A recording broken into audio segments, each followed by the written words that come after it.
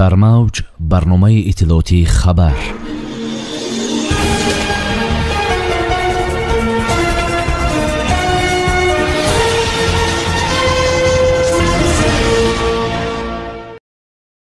қоидаи нав барои муҳоҷирон дар Русия.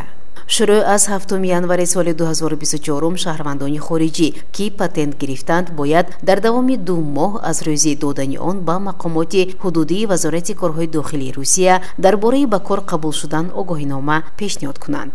қайд карда мешавад ки ин корро аз ҷумла тавассути хадамоти давлатӣ метавон анҷом дод. дар қонуне ки эътибор пайдо кардааст гуфта мешавад ки хориҷиён бояд ба огоҳинома нусхаи шартномаи меҳнатӣ ё ҳуқуқи шаҳрвандиро замима кунанд. агар шартнома шифоҳӣ баста шуда бошад, дар огоҳинома бояд дар бораи шартномаи иҷрои кор ё хизматрасонӣ маълумот дода шавад. агар ин ӯҳдадорӣ иҷро нашавад, патенте ки ба шаҳрванди хориҷӣ дода шудааст бояд бекор гардад, таъкид мекунад Қонуни Федератсияи Русия. ҳамин тариқ варақаи огоҳинома ки ҳамаи хориҷиён бояд онро пур кунанд, бо фармони дахлдори вазорати корҳои дохилии Федератсияи Русия тасдиқ шудааст ки он низ аз 7 январи соли равон эътибор пайдо мекунад.